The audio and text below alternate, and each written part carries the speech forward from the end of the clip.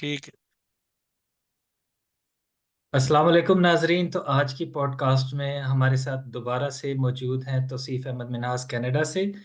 और हम पिछली पॉडकास्ट की कंटिन्यूएशन में बात करेंगे कि पिछली पॉडकास्ट में हमने ये कवर किया कि एक शख्स जो कनाडा आना चाहता है पाकिस्तान से या इंडिया से, वो किस तरीके से आ सकता है। तो मेनली हमने स्टूडेंट वीज़े को कवर किया कि कितने फाइनेंसेस चाहिए होंगे और क्या प्रोफाइल उसकी एकेडमिक होगी और किस तरह के कोर्सेज में कहाँ कहाँ वो कैसे अप्लाई कर सकता है। इसके लिए मज़ीद डिटेल के लिए आप हमारी प्रीवियस पॉडकास्ट को विजिट कीजिए यूट्यूब पर।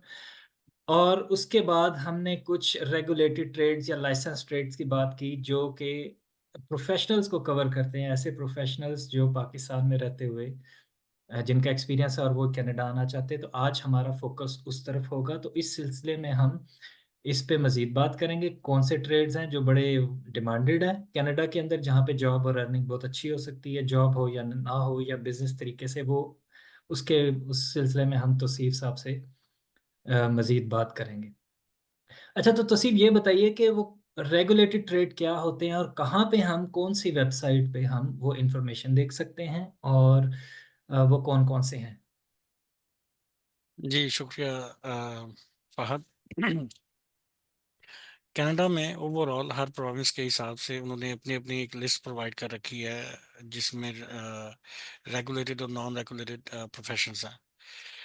अम, जनरल परसेप्शन ये है कि रेगुलेटेड प्रोफ़ेशंस वो होंगे जिनका ताल्लुक किसी न किसी एक ऐसी ट्रेड के साथ होगा, जो या तो इंसानी लाइफ़, हेल्थ केयर से रिलेटेड है, या बैंकिंग, फाइनेंस, अकाउंटेंसी की तरफ है, या उनका लॉ, क्योंकि हर मुल्क का अपना एक लॉ है, उससे रिलेटेड, जुडिशरी से रिलेटेड है, या वो आपके अ, जो इंजीनियरिंग है, इंजीनियरिंग से रिलेटेड है, क्योंकि हर मुल्क के अपने हिसाब से इंजीनियरिंग के प्रोटोकॉल्स हैं। सिविल हो गया, केमिकल, या उसमें फूड इंजीनियरिंग, जैसे फूड इंजीनियरिंग है, फूड साइंसेज है, वो भी मेरा ख्याल है रेगुलेटेड प्रोफेशंस में आती है। जो मेजर रेगुलेटेड प्रोफेशंस हैं कनाडा में, उनमें मैंने जैसे कहा, हेल्थ केयर से रिलेटेड है, कायरोप्रैक्टिक हो गया, डॉक्टर्स हो गए, डाइटिशियंस हो गए, साइकेट्रिस्ट हो गए, साइकोलॉजिस्ट हो गए। ये फिर इंजीनियरिंग है, इसके अंदर ये भी रेगुलेटेड में आती है। सर्वेयर्स हैं, फार्मासिस्ट हैं, मेडिसिन से रिलेटेड है ये। इसमें आपके थेरेपिस्ट हैं, डिफरेंट थेरेपिस्ट जो होते हैं, हम्म। स्पीच थेरेपिस्ट हैं, फिजिकल फिजियोथेरेपिस्ट हैं। ये सारे जितने भी हेल्थ के अराउंड प्रोफेशंस हैं, हेल्थ केयर से रिलेटेड, ये सारे रेगुलेशंस हैं, रेगुलेटेड है। ठीक है, और ये हाईली डिमांड भी हैं। ये ऐसा नहीं है कि ये रेगुलेटेड हैं लेकिन इनकी डिमांड इतनी नहीं है, ऐसा नहीं है। ये सारे इन डिमांड है और they are always in demand. ठीक। तो इंजीनियरिंग से रिलेटेड सिविल हो गई, केमिकल हो गई, मैकेनिकल हो गई, ये सारे अपने सारे इंजीनियरिंग बॉडीज के साथ इनकी इनको इनको वहाँ से लाइसेंस चाहिए। तो मोस्टली जो हमारे इंजीनियर्स आते हैं वो क्या करते हैं, वो यहाँ पे या तो अपने आप को एक दो एग्जाम है शायद उनके, वो दे के, या किसी यूनिवर्सिटी के साथ यहाँ पे डिग्री करके या कोर्स करके, वो अपने आप को इंजीनियरिंग, जैसे इंजीनियरिंग काउंसिल थी पाकिस्तान ठीक में, है। यहाँ पे भी वो इंजीनियरिंग का एक बॉडी है, उसके साथ अपने आप को एसोसिएट कर लेते हैं, तो वो अपनी ट्रेड की एक प्रोफेशनल जॉब कर सकते हैं। अच्छा, ये बताइए लॉ। लैब टेक्नीशियन जो होते हैं, जैसे कि लाहौर में एक दोस्त ने मुझसे सवाल पूछा कि ये जो मेडिकल लैब्स होती हैं या जो हेल्थ केयर में जो लैब्स होती हैं उनके टेक्नीशियंस भी इसी रेगुलेटेड लिस्ट में। ये ग्रे में है, इनको लिस्ट तो किया जाता है नॉन रेगुलेशन में, नॉन रेगुलेटेड में। तो लेकिन आई एम नॉट 100% श्योर कि ये वाकई ही नॉन रेगुलेशन में आते हैं, क्योंकि लैब टेक्नीशियंस भी एक हेल्थ केयर से रिलेटेड जॉब है। ठीक है, गो के उनका काम जैसे एक्सरे करना या ब्लड टेस्ट वगैरह परफॉर्म करना, रिपोर्ट उन्होंने नहीं बनानी होती। ये इतना वो हाई प्रोफाइल उस तरह का ठीक है। प्रोफेशन या वो काम नहीं है, लेकिन स्टिल आप डील कर रहे हो एक इंसान के साथ, जब आपने उसका वो लेना, ब्लड सैंपल्स लेना है। Again coming back to the regulations, according to the list जो मैंने देखी है, उसके अंदर लैब टेक्नीशियंस नॉन रेगुलेशन में आते हैं। अच्छा, तो वो कौन सी वेबसाइट है जहाँ पे हम ये देख सकते हैं लिस्ट सारी। आप गूगल पे डाल लें कुछ रेगुलेटेड या non regulated professions in Canada, आपके सामने लिस्ट आ जाएगी। Non regulated. गवर्नमेंट की साइट्स भी हैं जो हम्म, वेबसाइट्स डॉट जीसी के साथ एंड हो या डॉट सी ए पे एंड हो, जीसी डॉट सी ए हो, तो वो समझे कि वो गवर्नमेंट की वेबसाइट है। जो गवर्नमेंट की साइट है उस पे आपको ये लिस्ट वगैरह मिल जाती है। ठीक है। आपकी नज़र में कौन से ऐसे प्रोफेशंस हैं जो बड़े इस वक्त टॉप 3 में आते हैं? रेगुलेटेड में तो डॉक्टर्स टॉप पे हैं हमेशा से, ठीक है। लॉयर्स सेकंड टॉप पे हैं, ठीक है। थर्ड में आपके जो है ना एग्रीकल्चरिस्ट, मेरे ख्याल से वो भी एक हाईली पेड प्रोफेशन है। फूड साइंसेज का हाईली पेड प्रोफेशन है कनाडा में। एनवायरमेंटलिस्ट का है, कंप्यूटर साइंटिस्ट हैं। आजकल तो एआई का चूंकि दौर है, तो एआई से रिलेटेड जितने भी प्रोफेशंस हैं they are all in demand. तो अगर 1 2 3 करके देखें तो फर्स्ट पे डॉक्टर्स एंड लॉयर्स हैं। मैं इनको दोनों को एक जगह पे ले जाता हूँ क्योंकि दोनों सेल्फ एम्प्लॉयड हैं, ठीक है। हम्म। ये अपना अपना काम करते हैं। डॉक्टर्स कहीं जॉब करते हैं, लॉयर्स ज़्यादातर अपना ही काम चैम्बर पे काम करते हैं। जो थर्ड नंबर पे मैं सारे इंजीनियर्स और आईटी से रिलेटेड जो प्रोफेशंस हैं उनको ले जाता हूँ। आप हाई पेइंग की बात कर रहे हैं, हाई पे से क्या मुराद है? सालाना कितनी इनकम होती है? हाई पे कहाँ से शुरू होती है, एक रेंज अगर वो बता सकें।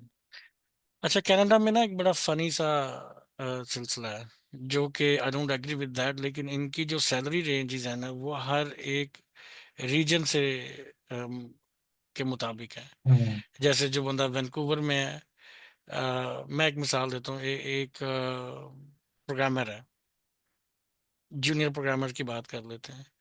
तो अगर वो जूनियर प्रोग्रामर टोरंटो वैंकूवर में है तो उसकी सैलरी स्टार्ट होगी around on average 65 70 thousand dollar से पर एनम, ठीक है।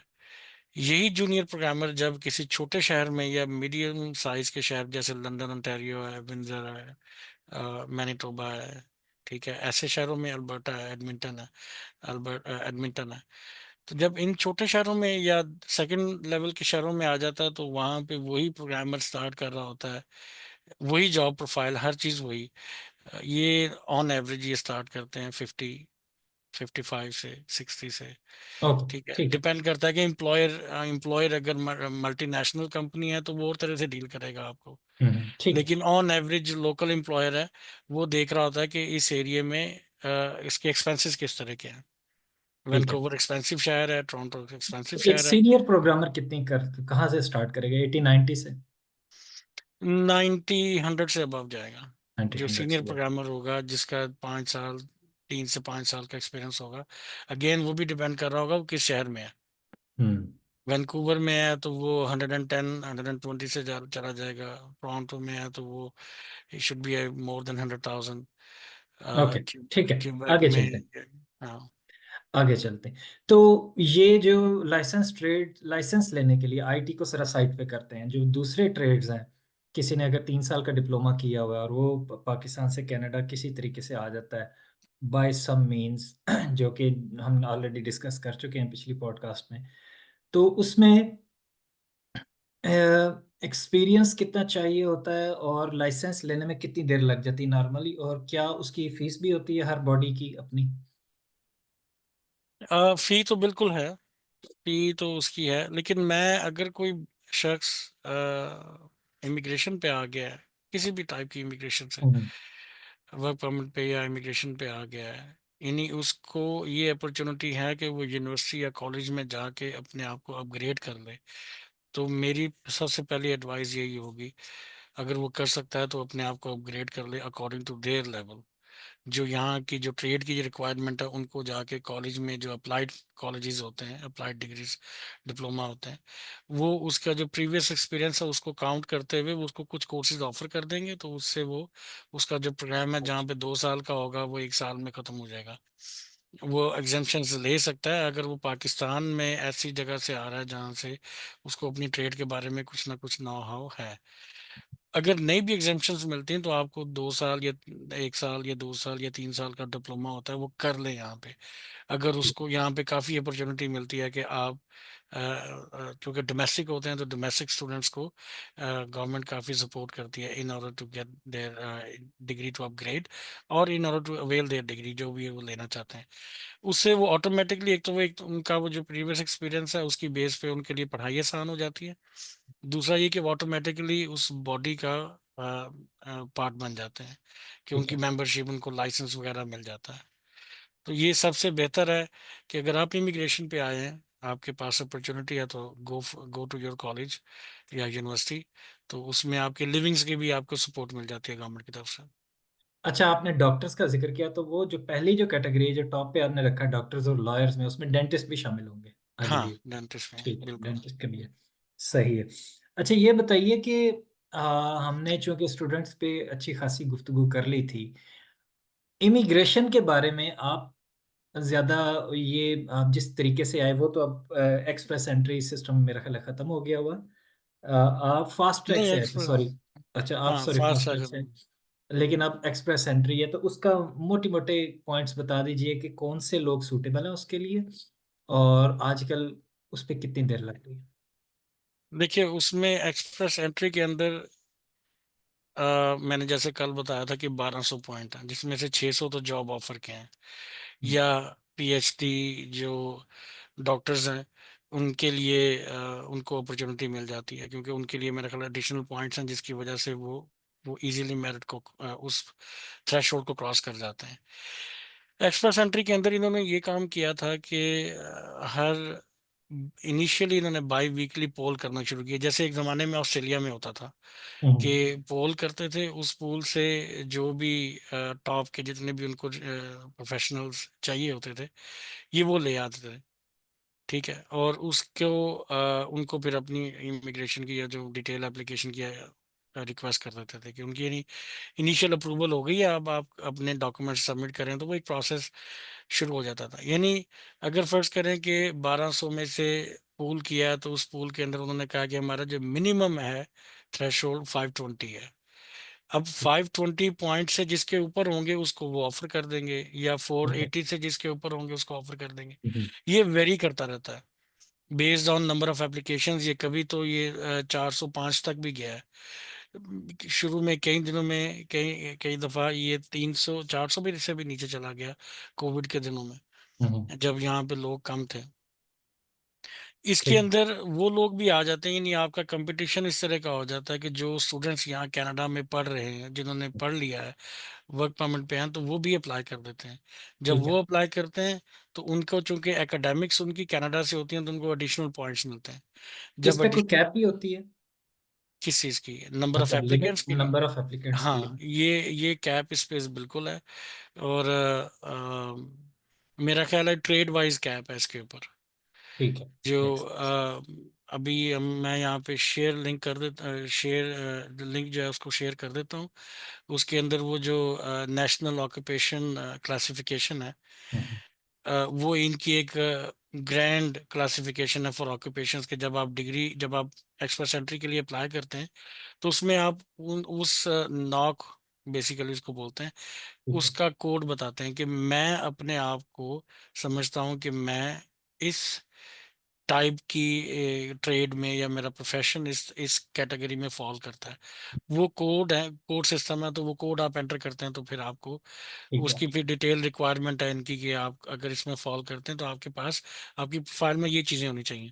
हुँ, हुँ, तो उसकी बेस पे ही सारा प्रोसेस चल रहा होता है। तो अगर वो राइट, इन डिमांड है, अगर वो उस स्किल सेट के लोग यहाँ कनाडा में चाहिए, तो फिर उनको जॉब ऑफर या उनको ठीक एप्लीकेशन अप्रूव होनी है, होती है उनकी। ठीक डिपेंड है, करता है कि आपके पॉइंट्स कितने बनते हैं। गोइंग बैक टू पाकिस्तान, जो पॉइंट्स के मेजर कैटेगरीज हैं, ये जो मेजर चीज़ें पॉइंट्स बनाती हैं, वो आपकी एज है सबसे पहले। और अच्छा, ये एज है जो रिवर्स नहीं हो सकती। अब अगर कोई 45 में इस वक्त है, तो उसको इसके मिनिमम पॉइंट्स मिलेंगे, शायद जीरो हैं। हुँ, हुँ, जो इस वक्त 22, 23, 24, 25, 35 से नीचे हैं, उसको मेरा ख्याल मैक्सिमम 29 से नीचे मैक्सिमम पॉइंट्स मिलते हैं, या 35 से। तो ठीक है, अ, ये आप चेक कर सकते हैं गूगल पे कि ठीक है। क्या अच्छा, उसका।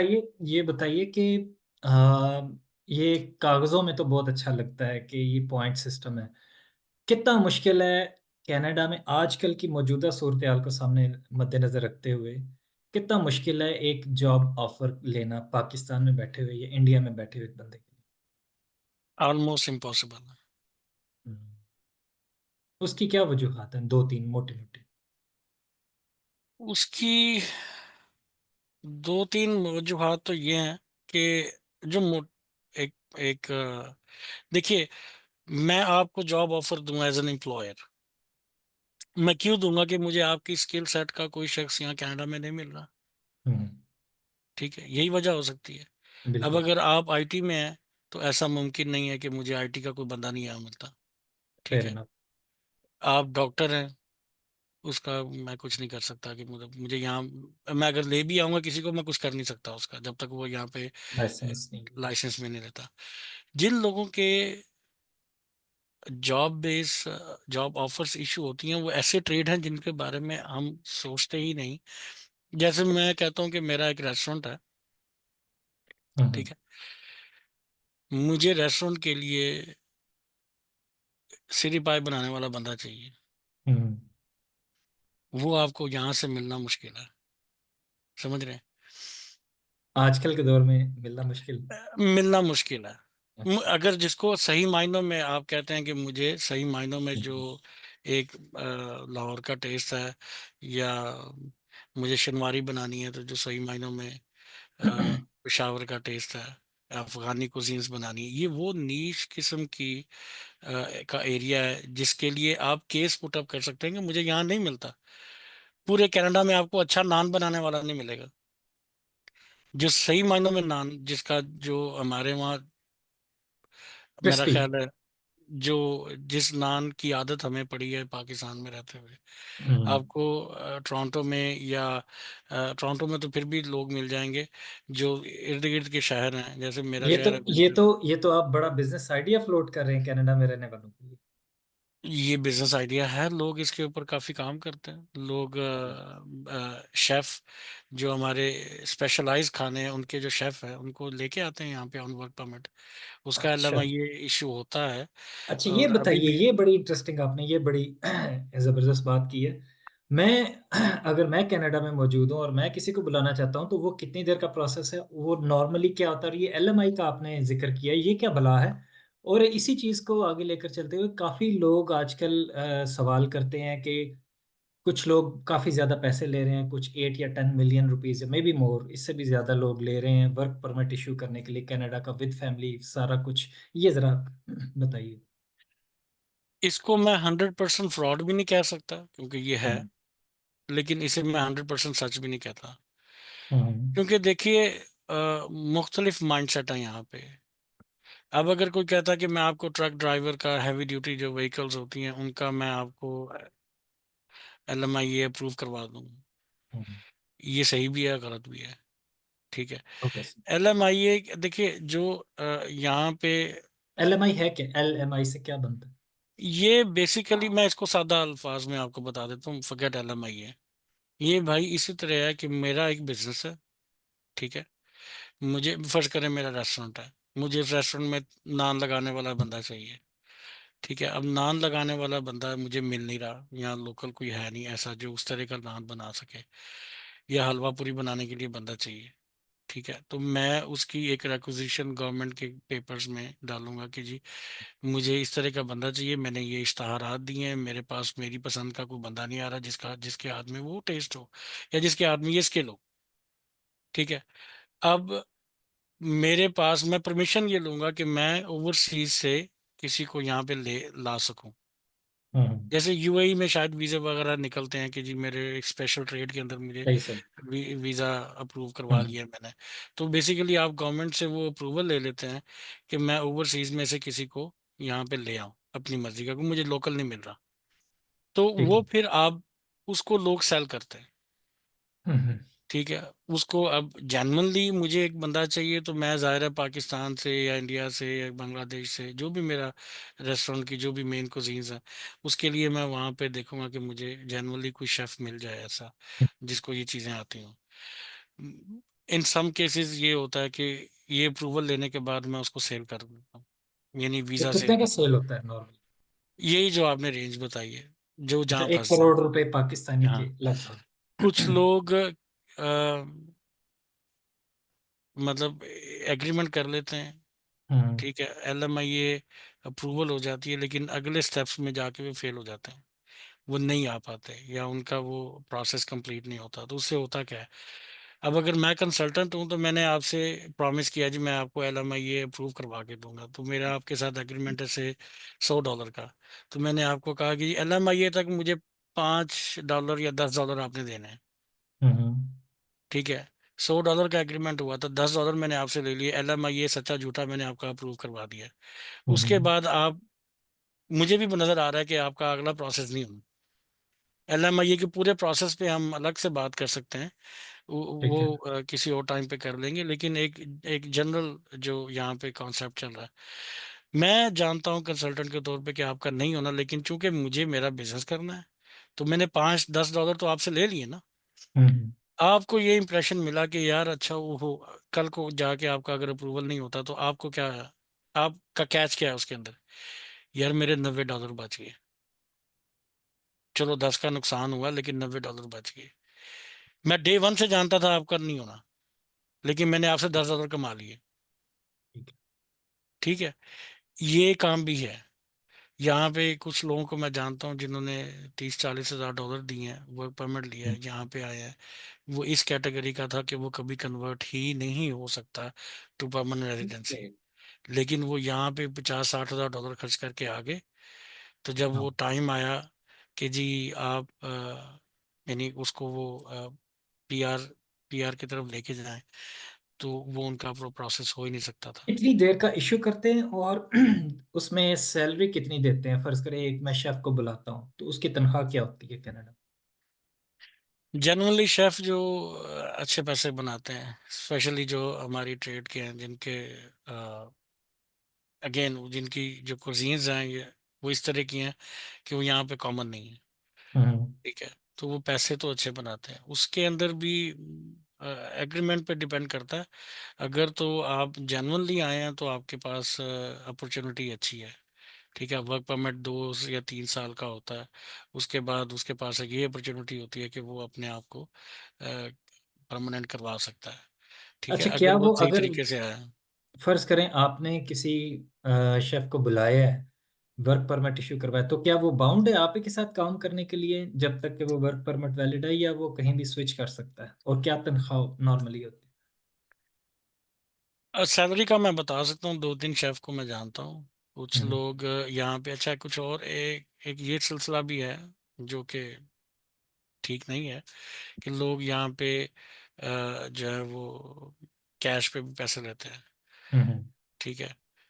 तो लेकिन अगर सैलरी वाइज देखा जाए तो 70-80, कई जगहों पे 100,000 भी शेफ कमा लेते हैं, साल के ठीक है, अच्छे अच्छे पैसे कमाते हैं। 70-80 हज़ार कैनेडियन डॉलर डिपेंड से करता है, 1 लाख देखें डॉलर। ज्यादातर तो जो बड़े रेस्टोरेंट्स हैं उनके अंदर शेफ उनके एम्प्लॉई हैं, जो हुँ, नॉर्मल छोटे साइज के वो हैं वो उनके, वो अपने ही उनके बिजनेस हैं। ठीक है, सही है। तो क्या वो बाउंड हो जाता है आपके साथ काम करने को या वो कहीं भी जा सकता है? बाउंड का मेरे इल्म में नहीं है, मुझे ठीक है, इसका फेयर कंफर्म इनफ, नहीं है। Fair enough. अच्छा, तो ये जो एलएमआई है इसका प्रोसेस होने में कितनी देर लग जाती है अंदाज़न? ये डिपेंड करता है कि किस कैटेगरी में है। आम तौर पे मेरे ख्याल से, क्योंकि आना तो इसने फिर भी उसी स्ट्रीम के थ्रू ही है, जब ओके, एक दफ़ा उसकी अप्रूवल हो जाती है तो वही जो मेन स्ट्रीम एक्सप्रेस एंट्री की है उसके अंदर ही आ जाते हैं, ठीक है। इसमें 6 माह भी लग सकते हैं, इसमें 6 माह से ज़्यादा भी लग सकते हैं। यहाँ से ठीक है। अच्छा, तो सिर्फ़ ये बताइए कि जब कुछ ये जो वर्क परमिट के होते हैं, इसमें कुछ लोग दुबई की तर्ज का वीज़ा देख रहे होते हैं। जैसे दुबई में लोग अकोमोडेशन भी देते हैं और तनख्वाह भी देते हैं। तो इसके साथ वो खाने का भी करते हैं। तो क्या कनाडा में भी वैसा ही है या कनाडा में डिफरेंट है? नहीं नहीं, ऐसा नहीं है, मोस्टली ऐसा नहीं है। अच्छा, एक चीज़ मैं क्लियर करूं कि मैं कंसल्टेंट नहीं हूं। जी, जी, बिल्कुल। मैं जो इन्फॉर्मेशन आपको दे रहा हूँ वो मेरी अपनी पर्सनल नॉलेज की बेस पे है।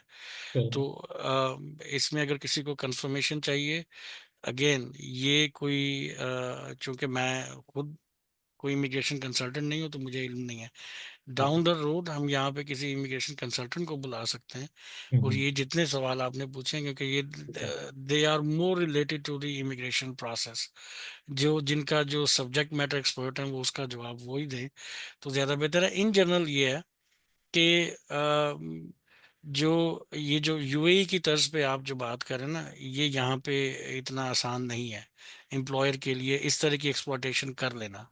हम्म, शुरू में तो शायद वो किसी को बेवकूफ़ बना लें, लेकिन डाउन द रोड जब उनको पता चलता है कि हमारे राइट्स हैं और उनके राइट की यहाँ पे प्रोटेक्शंस हैं, ऐसे नहीं है कि कोई किसी को इस तरह एक्सप्लॉइट करे जैसे दूसरे ममालिक में होता है। होते ठीक है। होंगे कुछ लोग, बिल्कुल होते हैं, उनकी एक्सप्लॉयटेशन का लेवल डिफरेंट है। उस तरह का नहीं है कि पासपोर्ट छीन लिया है, अब आप बैठे हुए हैं वहाँ पे, आप कफील से ब्लैकमेल हो रहे हैं, ऐसा कुछ नहीं है यहाँ। क्या आप हाईलाइट कर सकते हैं कौन सा वो वीजा है वर्क परमिट का जो पीआर की तरफ नहीं लेकर जाता? जो लेबर लेवल के जो वर्क परमिट्स हैं ना, उनके हम्म, लिए मुश्किल हो जाता है। उसका कोई नाम या कोई टाइटल वीजे का? ओके। मेरे टॉप ऑफ द हेड मेरे तो ऐसा कोई नाम नहीं है। पिछले दिनों एक मेरे नॉलेज में आया था कि उनका ये प्रॉब्लम रहा है। वो हम्म, यूएई से आए हैं, तो उनका मिडिल ईस्ट से वो यहाँ पे मूव हुए किसी एक ऐसे वर्क परमिट पे जो कन्वर्ट ही नहीं हो पाया आगे। अच्छा। तो क्या वो लोग जो शेफ या इस तरह लेबर वीजा पे आते हैं वो फैमिली ला सकते हैं अपनी? हाँ, अच्छा, फैमिली ला सकते हैं। तो आमतौर पर किराए किस तरह होते हैं उधर? कम क्या कॉस्ट होती है? कॉस्ट का एक ब्रेकडाउन जरा दें कि अगर फैमिली वो उधर। शुरू में नहीं ला सकते हैं। शुरू हम्म, में तो मेरा ख्याल वो मेरा ख्याल है कि down the road after some time when they apply for their PR, तो उसके बाद वो फैमिली को भी बुला सकते हैं। ठीक है। तो क्या आप बता सकते हैं कॉस्ट ब्रेकडाउन क्या होता है उधर? रहने के क्या अखराजात हैं जो बंदे को फैक्टर इन करने चाहिए अगर उधर चला जाता है? तो वो क्या, एक जरा। एक इंडिविजुअल एक अगर इंडिविजुअल है तो हम किसी एक कैटेगरी को ले लेते हैं, जैसे स्टूडेंट आया है, हम्म, ठीक है, तो स्टूडेंट तो जाहिर है कि मोस्टली अकेले ही होते हैं, यंग होते हैं। हम्म, डिपेंड करता है आप अपना लाइफस्टाइल क्या रखना चाहते हो यहाँ पे। जो लोग वेल ऑफ फैमिली से जब यहाँ पे आते हैं तो उनका लाइफस्टाइल डिफरेंट होता है, जो एक मिडिल क्लास फैमिली से आते हैं उनका लाइफस्टाइल डिफरेंट होता है। और again it's very from person to person. कुछ लोग शेयरिंग रेजिडेंस में रहने को उनको कोई प्रॉब्लम नहीं होती। कुछ लोग कहते हैं हमें प्राइवेसी चाहिए, मुझे अकेला रूम चाहिए। तो अकेला रूम अगर एक रेजिडेंस है उसके अंदर अगर आपको प्राइवेट रूम चाहिए, तो वो विद शेयर्ड बाथरूम और मे बी इंडिपेंडेंट बाथरूम भी हैं, तो उसके अंदर ये है कि depending on area again, in general वो तकरीबन 700 से लेके ऑनवर्ड पर रूम जो है वो रेंट है उसका, एक बड़े शहर में। और एक मिनिमम 700 है, और वो नॉर्मल नॉर्मल सा ही रूम होगा। ठीक है। जो सेकंड दर्जे के जिनको मैं शहर कहता हूँ या मेट्रोपॉलिटन सिटी से ज़रा हटके हैं, छोटे शहर हैं कंपैरेटिवली, वहाँ पे 600 से ऑनवर्ड शुरू हो जाते हैं, 500 के पर भी मिल मंथ? जाते हैं पर मंथ। ये रूम है, ये आपका प्राइवेट रूम है। अगर आप शेयरिंग में हैं तो भी इसको देख लें कि 300-400 में भी आपको मिल जाता है। अगर आप शेयरिंग घर से में, मुराद एक रूम में नहीं एक ही बंदा रहेगा? नहीं नहीं, अच्छा, एक रूम में दो ही रह सकते, लोग हैं। अच्छा। लेकिन वो जो एक घर है उसके अंदर अगर आपको पूरा घर चाहिए, तो विंडसर जैसे शहर में पूरा घर आपको 3-4 बेडरूम का 2-2,500 डॉलर का मिलता है, प्लस यूटिलिटीज। तो इसके लिए कोई डिपॉजिट भी सबमिट करवाना पड़ता है या? पर्सन लास्ट मंथ होता है। अच्छा, मींस हाँ, दो महीनों का अपफ्रंट आपने डिपॉजिट करवाना है। तो इसके अलावा क्या ग्रोसरी, ईटिंग और इस तरह की क्या कॉस्ट हो सकती है? हमारे पास वक्त बहुत कम रह गया, 10 मिनट रह गए तो हम। उसमें अगेन इन जनरल जो स्टूडेंट्स यहाँ पे रहते हैं, मेरा ख्याल है उनके ग्रोसरी का खर्चा 500 के आसपास होना चाहिए, हम्म, 500 डॉलर के। ठीक है। $500 रफली आपने बड़ा अच्छा बता दिया। तो इसका मतलब है कि लेट से $700 अगर उसका। अगर वो खुद से बना रहा है, अगर खुद से हाँ। बनाता है तो 500 में मेरा ख्याल है उसका गुजारा हो सकता है, अगर वो एक नॉर्मल इसमें लाइफस्टाइल मोबाइल बनाता है। के बिल और नहीं वो नहीं है ट्रांसपोर्टेशन। इसमें, वो इसमें अच्छा, वो शामिल नहीं नहीं, है। वो कितनी हो सकती है? 500 में देखें, मोबाइल अगेन आप किस तरह का पैकेज ले रहे हो। मिनिमम पैकेज यहाँ पे $20 $25 का भी मिल जाता है, आपको $100 का भी मिल जाता है। तो ये आपकी चॉइस है, आपको कैसा चाहिए। अगर आपके पास गाड़ी है या नहीं है, ठीक है, गाड़ी है तो उसकी आप इंश्योरेंस पे कर रहे हैं। इंश्योरेंस यहाँ पे चूंकि जिनका ड्राइविंग एक्सपीरियंस नहीं है कनाडा का, तो उनकी इंश्योरेंस हाई होती है।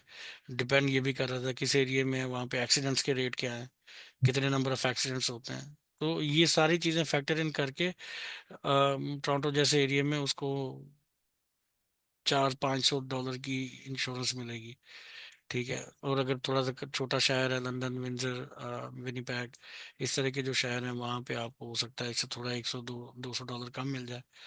थोड़ी सी कम होगी, ज़्यादा इतना ज़्यादा डिफरेंस इस लिहाज से नहीं है क्योंकि आपका एक्सपीरियंस नहीं है।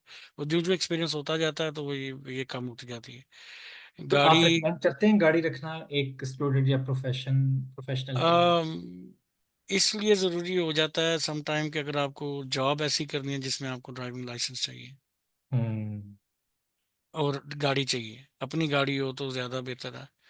तो इस चीज मैं, को सामने रखते हुए फिर अगर किसी ने गाड़ी रखनी है तो मेरा ख्याल है, दो आपके बताने के मुताबिक $2000 पर अगर मंथ। उसके पास गाड़ी है तो अर्न सम मनी, तो फिर तो वो बैलेंस आउट कर जाएगी, ठीक ठीक है। है वो। और अगर उसके पास गाड़ी है तो जस्ट टू शो ऑफ, तो you should have some money in pocket. ठीक है। तो इसका मतलब हुआ कि 2000 विद कार और 1600, 1500 1600 बगैर कार के मंथली एक्सपेंस होंगे। तो कोई भी अगर इधर आना चाह रहा है तो वो ये इतनी कम से कम अर्निंग। 15-16 मेरा ख्याल है 1000 से लेके 1500 तक विदाउट कार वो इजी गुजारा कर सकता है। अच्छा, 1500 से 2000, ठीक है। इसमें बेशक आप सेल फोन के भी बिल डाल सकते हैं क्योंकि अगर वो ठीक तरीके से चले तो मिनिमम मिनिमम उसका जो है 1500 तक जो है आराम से वो हम्म। गुजारा कर लेगा। ठीक हो गया। तो accommodation is the main cost. Accommodation यानी कि रिहाइश जो है वो मेजर खर्चा है वहाँ पर। और उसके बाद जो है ग्रोसरी, अगर वो खुद पकाता है। और जाहिर है जैसे जैसे अगर वो बाहर से खाना खा रहा है, आउटिंग कर रहा है, तो वो उतनी एक्सपेंसिव हो जाती है। जाहिर है वो हम्म। लाइफस्टाइल, वो अगर आप जितना लग्जरी करते जाएंगे वो आपके लिए एक्सपेंसिव होता जाएगा। अच्छा, ये बताइएगा कि टैक्स ब्रैकेट क्या है अगर किसी की 60,000 साल की तनख्वाह है, जो कि $5000 पर मंथ बनती है कैनेडियन। तो वो आफ्टर टैक्स कितनी आती है हाथ में? जिसकी 60,000 है उसको यहाँ पे सैलरीज ज़्यादातर जो हैं या वीकली हैं या बाई वीकली हैं, ठीक है। जो ज़्यादातर मैन्युफैक्चरिंग है वो वीकली है, या वेयर हाउसिंग की जो जॉब्स हैं वो वीकली हैं। जो बाकी नॉर्मल जॉब्स बाई वीकली हैं। तो अच्छा। बाई वीकली उनके हाथ में अगर 60,000 है तो उसको 5,000 हुआ महीने का उसका। तो बाई हम्म। वीकली अगर 2,500 विदाउट टैक्स है, टैक्स नहीं अभी कटा उसमें, तो आप उस तकरीबन 1800 1900 के करीब उसको, 17 से 1900 के दरमियान, क्योंकि सीपीपी कट रहा है उसके अंदर, ईआई हम्म। कट रहा है और चीज़ें कट रही हैं। जो लोग सीपीपी नहीं कटवाते फॉर एनी ये रीज़न, सीवीपी क्या है? ये पेंशन प्लान है, अच्छा। ईआई एम्प्लॉयमेंट इंश्योरेंस है। तो कनाडाज अगर, पेंशन प्लान, सीपीपी, हाँ, ठीक अगर आपने यहाँ पे इन्वेस्टमेंट्स, ग्रुप इन्वेस्टमेंट्स कर रखी हैं, वो भी आपकी सैलरी से ग्रुप काट रहा है क्योंकि आपका एम्प्लॉयर ले रहा है वो। तो मुख्तलिफ फैक्टर्स हैं। ऑन एवरेज जो है ये 17 18 1900 के आसपास उसके है। अच्छा, पास बाई वीकली आ जाएंगे। यानी कि 17, तकरीबन 3500 रफली। यानी अगर 3500, अगर आप 3,000 करें, 3,000 तो कम शायद होगा, 3500 से 4,000 के दरमियान। तो फर्ज करें अगर 4,000 है तो आपने साल के 48,000, 60,000 के अगेंस्ट 48,000 कैश इन किया है। ये तो बहुत अच्छी मतलब वो है। ये और शायद इससे एक ज्यादा लाख ही हो क्योंकि अब मेरा अच्छा, ख्याल है 60,000 है तो 50 के आसपास ही है, 48 50 के आसपास ही ठीक है। है। पेसिमिस्टिक एस्टिमेट रख लेते हैं हम्म। 45 से 48 के दरमियान। फिर still very very good amount after tax. अच्छा ये बताइएगा कि हमारे पास सिर्फ 4 मिनट का वक़्त रह गया। ये बताइएगा कि इंश्योरेंस जो है वो किस बेस पर कार की और कौन-कौन सी इंश्योरेंस हमें चाहिए? हेल्थ इंश्योरेंस चाहिए और कनाडा की टैक्स देने का हमें मोटा-मोटा क्या-क्या फ़ायदा हो सकता है उधर रहने का? हेल्थ केयर फ्री है, हुँ, हुँ। और हेल्थ केयर के अलावा जो है आपको मेनली तो हेल्थ केयर है, एजुकेशन है बच्चों की, वो फ्री है अगर आपके बच्चों बच्चे, की एजुकेशन अगर आप पढ़ना चाहें, एडल्ट पढ़ना चाहें तो वो फ्री नहीं है? अगर आप यहाँ पीआर हैं तो फ्री तो नहीं है। अगर आप पोस्ट सेकेंडरी एजुकेशन में जाते हैं, यानी अंडर ग्रेड या हुँ, ग्रेड हुँ। में, वो फ्री नहीं है। लेकिन उसमें गवर्नमेंट आपको लोन के सिस्टम से यहाँ मौजूद हैं, तो आपको लोन दे देते हैं फॉर अच्छा। Your tuitions. तो बाकी इंफ्रास्ट्रक्चर के आपको मिल जाते हैं बेनिफिट्स हुँ, हुँ। टैक्सेस की वजह से। टैक्सेस काफ़ी ज़्यादा हैं कंपेयर टू जो हमारे उस हिसाब के या मिडिल ईस्ट के हिसाब से, तो काफ़ी ज़्यादा है। हुँ, हुँ। तो यानी कि क्या ये वर्थ है? इज़ इट वर्थ इट कि आप टैक्स पे करें और क्या वो जस्टिफाई होते आपके हैं? पास चॉइस नहीं है कोई। हुँ, तो ये आपके पास एज एन एम्प्लॉय कोई चॉइस नहीं है कि आप उसको अवॉइड कर सके, क्योंकि जैसे पाकिस्तान में एम्प्लॉयर ने ही काट के गवर्नमेंट को देना, तो हुँ। आपके पास जो सैलरी आएगी वो कट कटा के ही आएगी। कट-कटा यानी कि पाकिस्तान में जैसे लोग टैक्स फाइल करते हैं, वो करने की ज़रूरत नहीं होगी, वो ऑटोमैटिकली कट करा जाए। अगर आप एम्प्लॉय हैं, अगर आप हुँ, कॉन्ट्रैक्टर हैं, हुँ। तो फिर आपका सिलसिला हो रहा है, फिर आप सेल्फ एम्प्लॉयड हैं। तो ठीक है। आपका जो भी रिलेशनशिप अपने एम्प्लॉयर के या जो भी आपकी अर्निंग होगी उसमें आप टैक्स कलेक्ट कर रहे होंगे, ठीक ठीक है? है, तो उसमें ठीक फिर है, आपकी ज़िम्मेदारी है कि आप गवर्नमेंट को टैक्स दें। सही। तो कितने अरसे बाद कनाडा पीआर दे देता है या पासपोर्ट या सिटीज़नशिप अगर लेनी हो तो कितनी देर का कम से कम अरसा दरकार है? आप जब भी अप्लाई करें, आपके उस टाइम से पीछे तकरीबन 3-1 साल जो हैं वो आपके आप कनाडा में रहे हों। हुँ, अच्छा, 3 साल। 1039 days are in total, to be precise, if I'm not wrong। तो उतने दिन आपने आज अप्लाई किया, तो आज की डेट से पीछे देखा जाएगा कि क्या आपके पास इतने दिन आप कनाडा में रहे पिछले 4 सालों में। ठीक है, पिछले 4 सालों में और प्रोसेसिंग टाइम कितना है इसका? सिटीजनशिप का हुँ। आई वो मीन जब आपने अप्लाई कर दिया आप ये भी उनकी डिपेंड एलिजिबिलिटी करता है कि आप किस एरिया में हैं, वहाँ पे कितना रश है अच्छा। एप्लीकेशंस का। तकरीबन 6 माह लग जाते हैं, 6 माह से 7। चलिए आखिरी आखिरी सवाल आपसे आज की पॉडकास्ट का, कोई कनाडा क्यों आए? आपकी नज़र में क्या मोटिवेशन होनी चाहिए कनाडा में आने के लिए किसी के लिए? कोई कनाडा क्यों आए, तो मेरा उसमें ये कहना है कि फॉर बेटर लाइफ।